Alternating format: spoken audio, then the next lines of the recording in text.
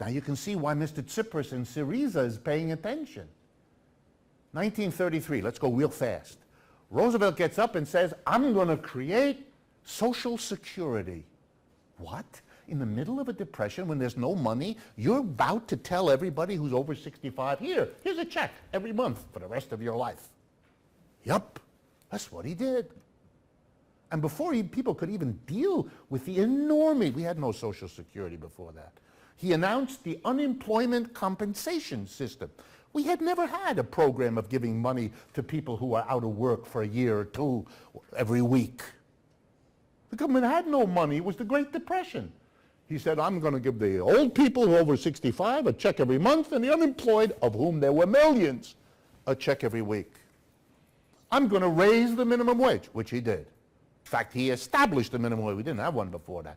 I'm going to make a minimum wage, and he made it nice and high. In real terms, higher than it is now. But then came the big one, as if these weren't big enough. I, said the president, went on the radio, I am going to tell you, the American people, the following. If the private sector, he didn't use the word capitalist, that word sticks in Americans' throats. They can't quite get it out, which is why I say it so often. So, if the private sector can't provide work to the millions of Americans who ask only to have a job, then of course, as if it were self-evident, I, as president, have to do that. And between 1934 and 1941, he created and filled 15 million jobs in the United States, which the government paid for. They paid the salaries. Some of you visit the national parks. Many of those were built by those people, and so on. And where did he get the money? Because this is the best part. He taxed corporations and the rich. I got to say it again. In an American audience, most of you will pretend you didn't hear what I said. He taxed corporations and the rich. A lot. That's where the money came from. Because that's where the money always is to solve these social problems. You know it, I know it, and unfortunately, they know it. But he did. Let me give you just a couple of examples. The top income tax bracket that Roosevelt was in favor of. Well, let's deal with the top he ever asked for. State of the Union message, 1944. We're in a war. In a war. He sends a message, Roosevelt, president, to the Congress. I propose that the top bracket, the top income tax rate on the richest people be, ready, 100%. See, you're laughing because you don't know your own history. What does that mean? Here's what it means. Every dollar over $25,000 a year, that was the cutoff then, that would be about $380,000, $390,000 a year now. Every dollar over $25,000 you get, and you don't get. We get it. 100%. We take every dollar. The president proposed a maximum income. That's what that means. The maximum income you get is 25. And if you get more than that, you ain't getting it. He sent the message. The Republicans, doing what the Republicans are supposed to, went ballistic. Yelling, screaming, until a compromise was reached between the Republicans and the Democrats, which they then sent to the president, who signed it, making the top bracket in 1944 94%. Every dollar over 25 you got to keep 6 cents, and the other 94 cents went to the government of the United States. Republicans supported it, Democrats supported it.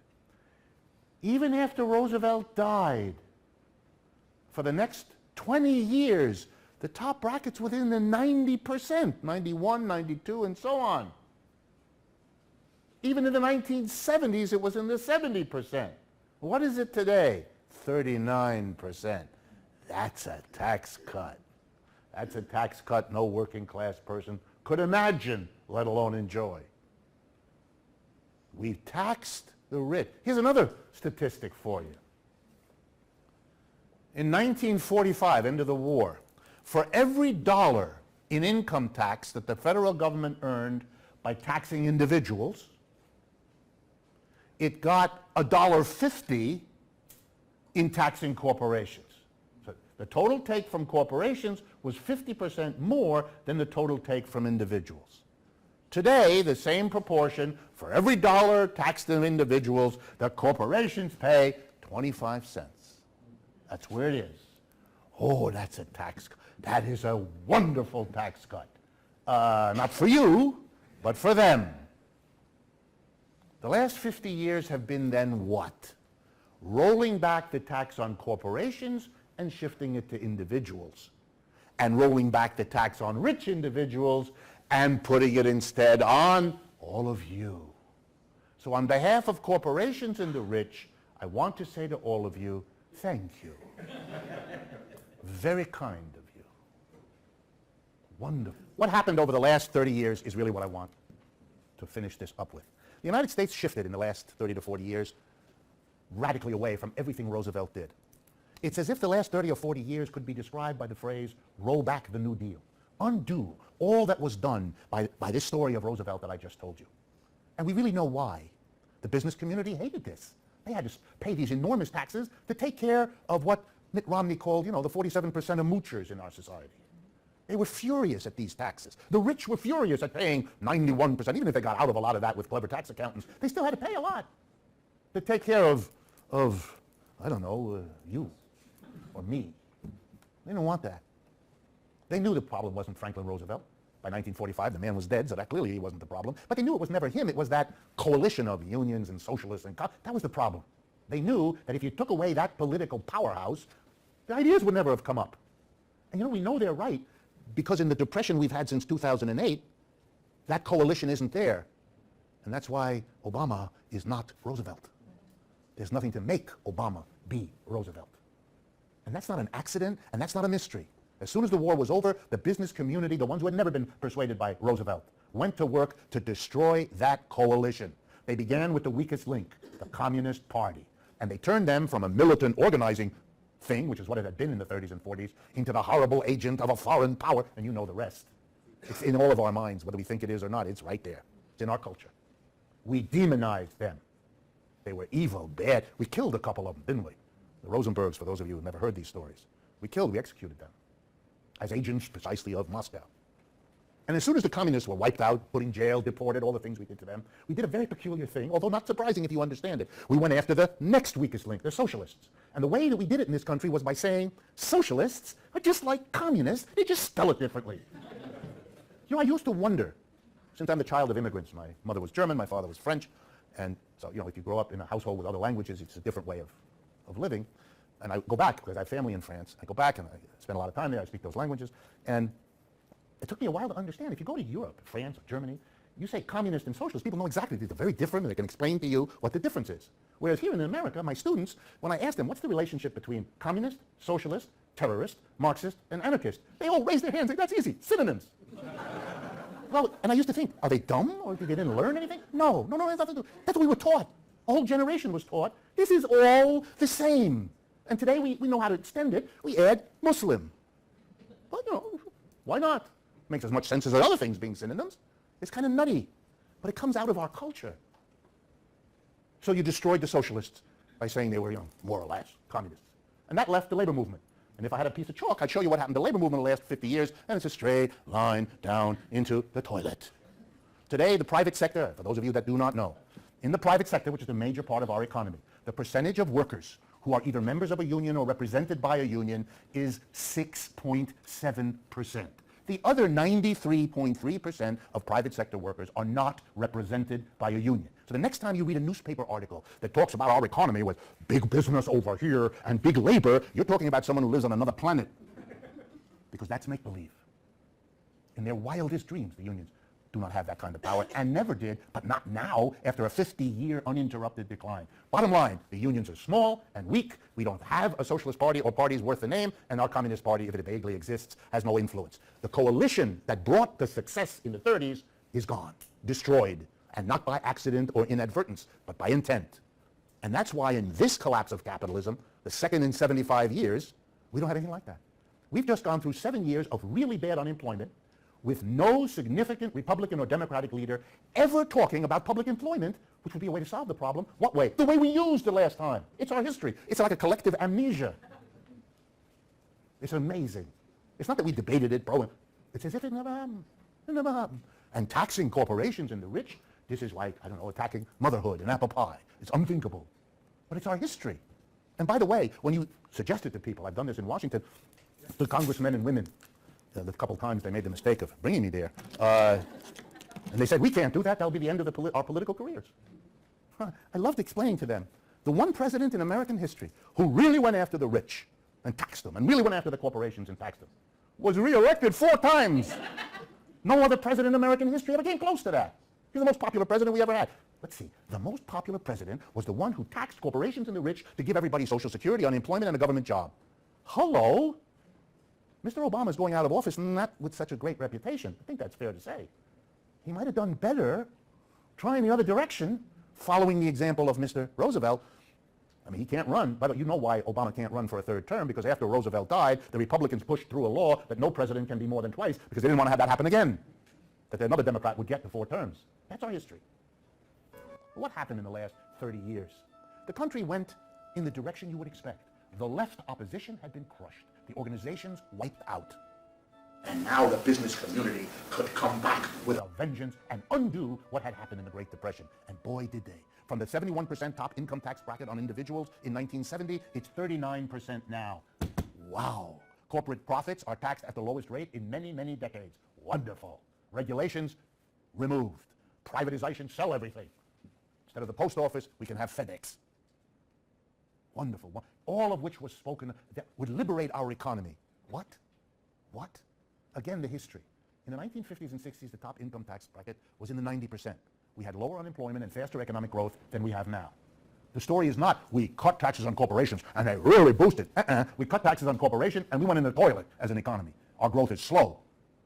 2014, our growth, averaged over the whole year, is 2.5%.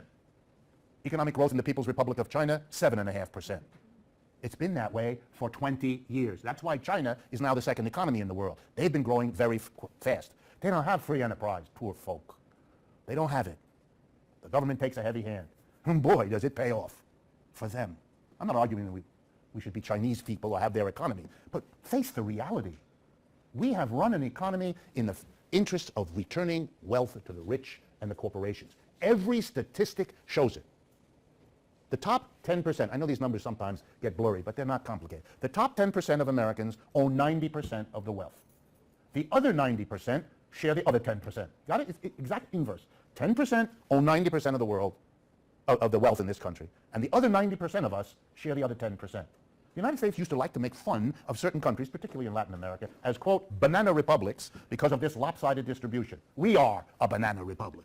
We have arrived at that exalted state. We can't call other people that name anymore because it bounces right back on us. That's the reality. And what do those people who've taken all the wealth by undoing the liberal programs of the 1930s, what do? They're not stupid. They figured something out which is elemental, and you have to have it in your mind just like they do. How do you get 10% of the people to own 90% of the wealth in a society that at least gives lip service to universal suffrage? Because then the 90% who don't have anything have the majority of the votes to control the government, and so sooner or later they're going to figure out, gee, we should use our majority in the political realm to undo the inequality that a capitalist economic system has delivered to us. We can use the power of the state to undo the inequality of capitalism. The rich people know that. It doesn't take rocket science. So what have they done? Well, you know what they've done. They bought the political system to make sure it didn't do that. And that works. They make every election a money fest, which only they can feed, or they can feed in a disproportionate way. And so the two parties pick people that are acceptable to those wealthy people, because otherwise you have no chance, with the net result that whichever one wins, it really doesn't make much difference, because the process is one of, which is logical if I were among those wealthy people. Not only would I unlikely to be here in front of you this evening, but I would have done that too. Of course I would. Because otherwise your wealth position is insecure, and they don't want that. Nobody would. So we are all shocked at our political system, the power of money. Stop. That comes right out of this system. Every system of extreme inequality has faced this problem. We're not the first. Now the finish, the last. In the Great Depression, we tried reforms. Minimum wage, public employment, social programs of every kind. But our capitalist system didn't want those. And so, as soon as the crisis was passed, the Great Depression was over, the World War was over, what reasserted itself was an underlying dynamic of capitalism as an economic system. And that dynamic is to produce more and more wealth at one pole and more non-wealth at the other. This has been known for a long time, but it was out of the consciousness of the American people. And then a very funny thing happened in the year 2014. An obscure French professor, unknown to the vast majority of Americans, Thomas Piketty, professor in Paris, who had been working for 40 years with an American professor in Berkeley named Emmanuel Saez, S-A-E-Z. And if you go to the Google, you'll see Piketty and Saez. They have their own website where they publish their work for years. Saez is a professor of economics at UC Berkeley. So they work together, and they are the go-to people in the profession of economics. People left, right, and center use their work because it is the most developed empirical study of inequality in capitalism. So Piketty writes this 600-page book. It becomes a sensation. Why? For the same reason that I'm running around the country talking. Americans are suddenly really interested to hear what is basically old news. Here's what Piketty's book does, and I'll save you the trouble. It's 600 pages long. You wouldn't want to read it. He is not a good writer, and the translation is awful. Okay? He's a friend. It's nothing personal. It's the reality. People in economics, if you've never met them, and I apologize in advance if there are any of you among them, great writers are rare among them. One of the most sophisticated forms of torture known in modern society is what graduate students in economics are required to do, which is read many, many articles by professors of economics, which is worse than root canal work. Okay? I had to go through it, and maybe the students who read my stuff feel that way too, but it was awful. Here's what Piketty's book says. Capitalism has everywhere, for 400 years that it's been a system in the modern world, has relentlessly produced ever-growing inequality. There it is, documented country after country, period after period. He's a thorough professor. And what does he say? Periodically, it stops. Periodically, it stops becoming unequal, and it even sometimes gets reversed. And one of the examples is the Great Depression in the United States. He talks about that. But he says what happens then is that here we go now, the mass of people intervene politically in what capitalism does and say they can't have it anymore, they can't stand it, and they stop, and they revolt, and then it gets shaken. But, now Piketty doesn't say this, now it's me entering the story, but the punchline here for me was, if the reformers like Roosevelt, even the successful ones like Roosevelt, if they don't change the basic system, then after they put the reform in, the underlying dynamic that Piketty documents comes back and undoes the very reforms that were achieved. This is not an argument not to pursue reforms. Please don't misunderstand me. I support raising the minimum wage. I support changing the burden of property taxes, all the things that this courageous group of people in the ACLU with their interest in economic justice, which I find wonderful to see, I'm in favor of all of that. But there's a lesson we have to learn about it. To do reforms in a capitalist system, but to leave the system in place, is to leave in place the mechanism that undoes the reform. And you've got to ask yourself then whether it's enough to make a reform that doesn't also change the system to make the reform secure, rather than to create the very antipathy. Everything Roosevelt did, however much you applaud it, produced the enemy of that reform. It produced the businessman or woman outraged by what had just been done and therefore committed to undo it. It taxed wealthy people who then were furious and went to work to support all of the institutions that have since undone all of that. So the conclusion is, and this is the final thing for me tonight, what do you do to change the system in such a way that the reforms won by the struggles of people, just like those that the ACLU is trying to build, what changes do you do that might enable those to be permanent, to be secure, to be things that people have won that they won't then lose 5 or 10 years down the road? And for me, there's only one answer I know. And it's not the answer you might have expected.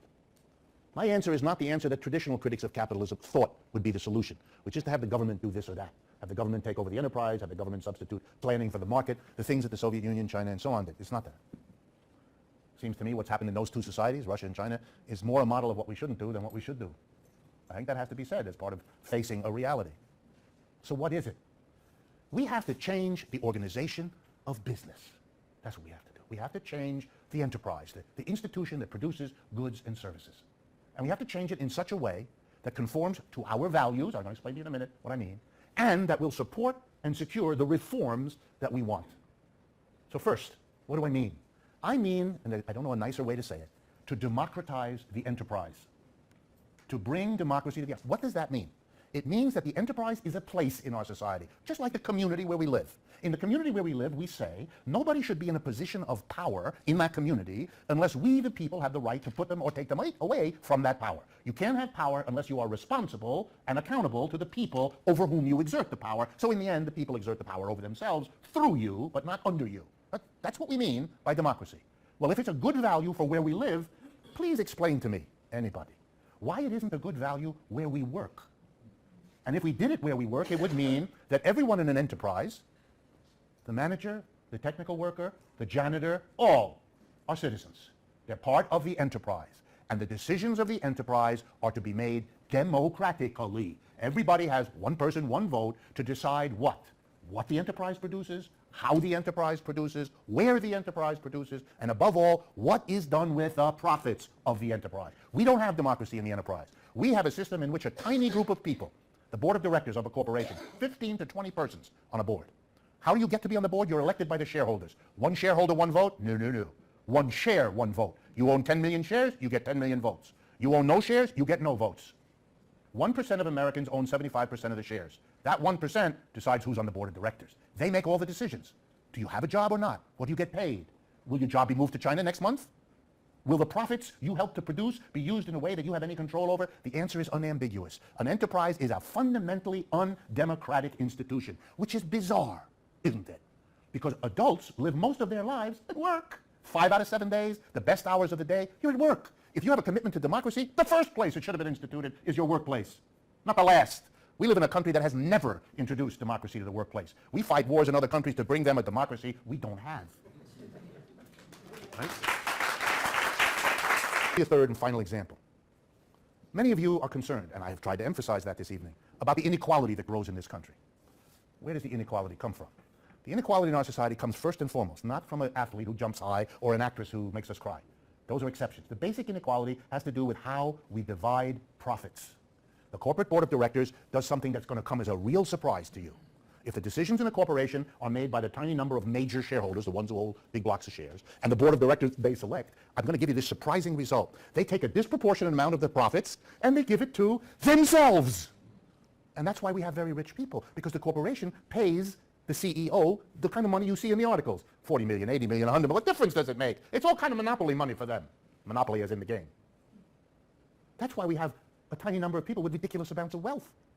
Now suppose the workers democratically decided what to do with the profits. And the logic would be simple.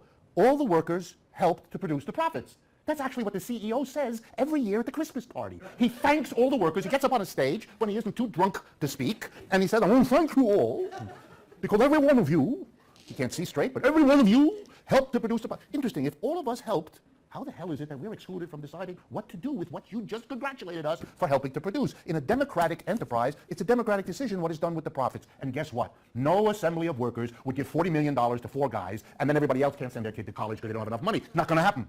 So if you want to deal with pollution, you want to deal with runaway shops, and you want to deal with inequality, democratize the enterprise because it's the best chance we have to get any of those things done.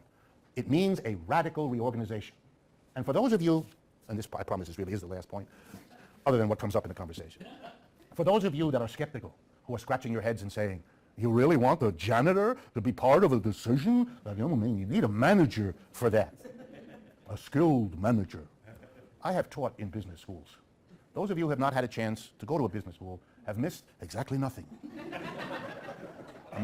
Business schools, MBAs, that's not about teaching you anything all that useful. If you talk to a corporation, they'll tell you, the minute we get a new MBA, we have to train that person into what they do, because I don't know what goes on in the that's a standard joke. I don't know what goes on over there, but well, I'll explain to you. There aren't enough jobs. See, there are not enough jobs for managers. Way too many of you want to be a manager, and there aren't enough. We could have a society that says that to you. We're very sorry. You'd love to be that. Screw you. But this is likely to get you upset.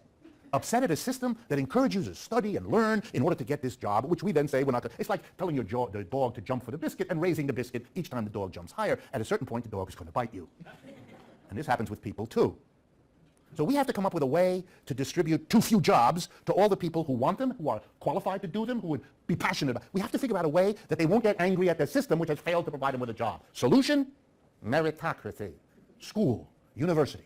We are going to make sure that we're going to grade. I'm asked as a professor all my life to grade my students. You are an A. You are a B minus. You are a D. What's that for? I don't know enough about the student to give them a grade. I've had to in my classroom for a few weeks. This is ridiculous. And it's offensive. So why do we do it? Because we have to make sure that the employer can give the job to the one with an A. Why? Because the ones with B's and C's will then blame themselves for not getting the job rather than the system that has failed to provide them with work. It's a political issue. We want to make sure that those of you who aren't going to get a job because this system has no job for you are instead angry at yourself and will bury yourself in the happy hour.